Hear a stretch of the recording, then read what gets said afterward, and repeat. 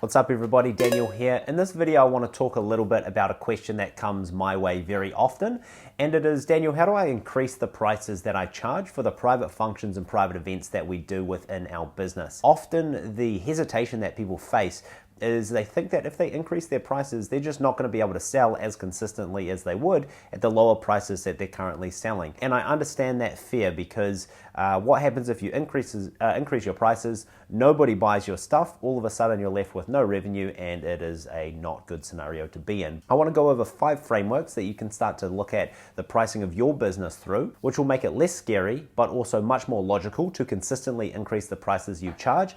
Also, one strategy you can use to actually go about that price increase, which is going to make it much less scary and easier to digest. So let's get into it. Okay, so let's dive into the first framework that I want to talk about here. So I've got the iPad open, and the scenario I want to give you is, let's say somebody has a private function space and they sell birthday packages for $1,000. Okay, so let me do this here. Dollars, 1,000 for a birthday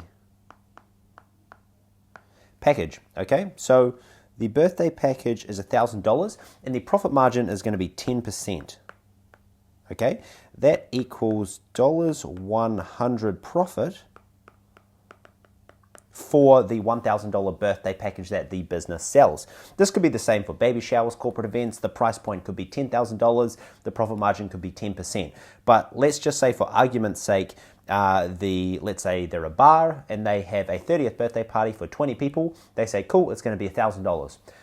And the business knows, hey, I'm going to make $100 take home profit from that.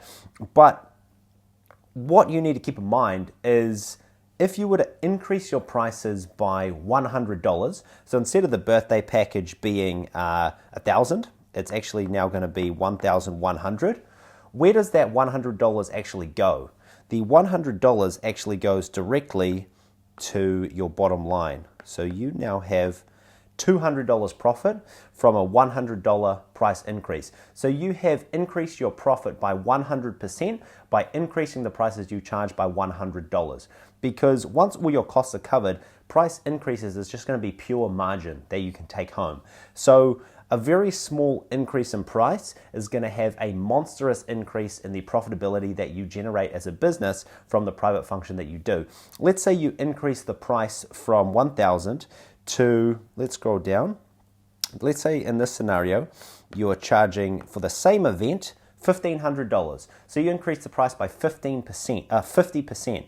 But what's actually going to happen is your profit is now going to be $600. Okay, this is a much bigger profit margin take home as a result of a $500 price increase. Okay, so just keeping in mind that increasing the price is only going to increase the take home profit margin that your business does. So this is a very important concept to think about that might seem very simple or logical, but it's something that a lot of business owners that we talk to don't think about. So don't forget about this. Okay, so the next one I want to talk about is going to be price anchors. Okay, so that is going to be the second one. Most people who are planning a private function, a private party, a private event, it is a purchase that they don't do regularly. It's not like they're buying toilet paper or toothpaste, right? That's a purchase in which happens religiously, and people are very confident when it comes to making that purchase. When it comes to planning a private function or private event, it's probably something in which they might only do once, twice, or a handful of times in their life.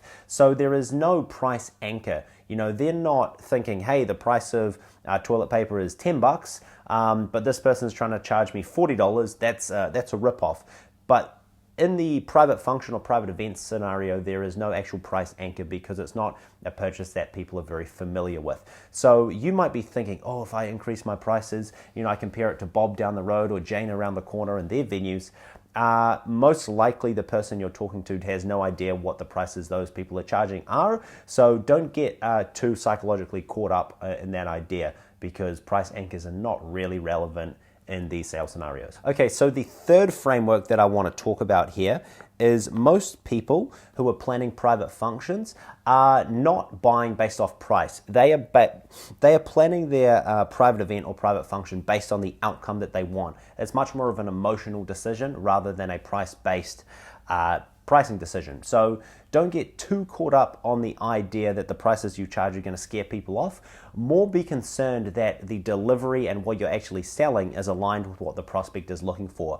Because if that is true, then the prices that you're charging is really just the price that the prospect has to pay to get the results that they want. So if you align the results that they want with what you can deliver on, price is much less of an issue. Okay, so emotional buying allows us to do this and charge much higher prices compared to buying a commodity like petrol or rice, where price is much more rigid. So price is probably a lot more elastic than you would first think. The fourth framework that I want to talk about today is more of just a mindset thing, right? If you're in business, you have to be profitable, because profit is what's going to allow you to keep serving customers and keep doing what you do. If you are running a business and you are not making profit, you are either dying or making a loss. Somebody has to pay for that. So being profitable is a fundamental characteristic of being in business.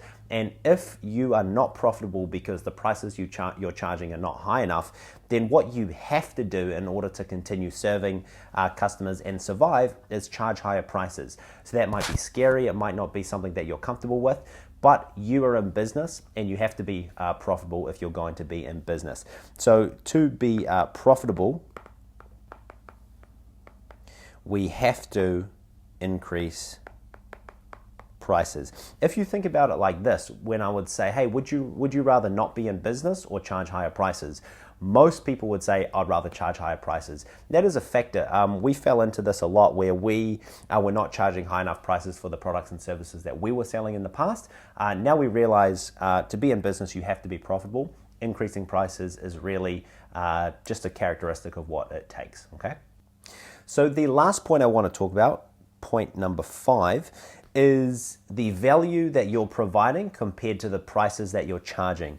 So the easiest way to charge higher prices is increase the value of the products or services that you're selling to the prospects or people that you're selling them to. Because the larger the difference between the value that the prospect gets and the prices in which you charge, the more leeway or wiggle room you are going to have being in business. So if you feel like the prices that you're charging are maybe more than the value that you're providing to prospects, what you actually need to focus on is increasing the value that you give to prospects in order to justify charging higher prices.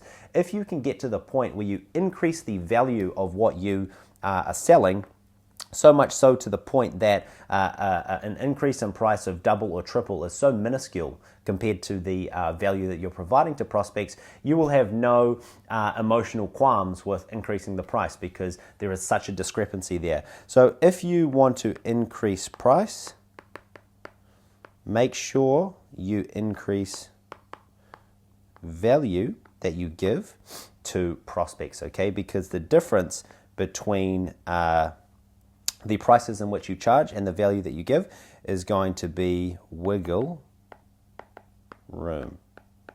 The more wiggle room that you have in business, the easier you're going to be able to sleep at night.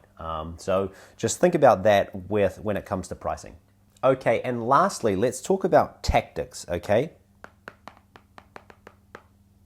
What tactics can you use as a business owner to increase your prices? Well, what I'm going to say is do a 10% price increase and see if there are any less deals closed compared to what your normal close rate is. Because I can pretty much guarantee you that if you increase your price by 10%, you will close pretty much the exact same number of deals as you would as if you didn't increase your price. Then what I want you to do is start stress testing a 20% price increase, and then you can even go to 30% price increase.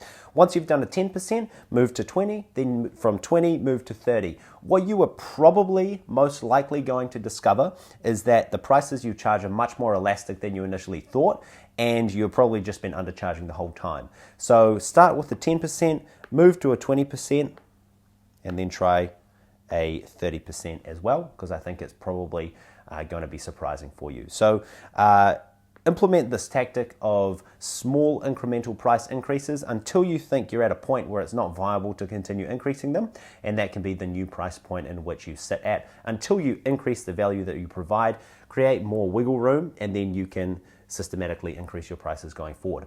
So I hope that made sense to some people out there. I appreciate you taking the time. If you got some value out of this, a like or a comment would be much appreciated. Also, subscribe to the channel if you want to get some more insights like this along the private function or private event vertical within the hospitality industry. So appreciate your time, guys. Cheers.